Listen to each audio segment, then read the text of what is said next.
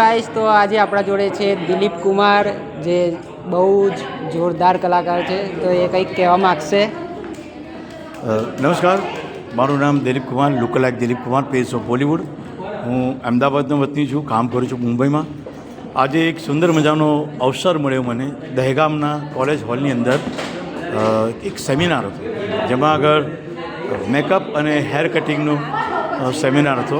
Makeup રિદ્ધિએ કર્યું અને hair cut Shubham ભાવસારે કર્યું.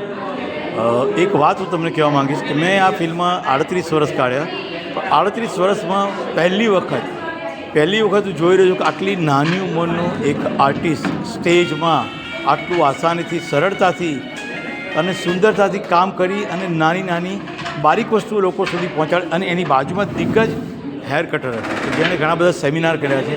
તો ઈશ્વરે ભરપૂર તાલંત આપી છે શુભમ તને.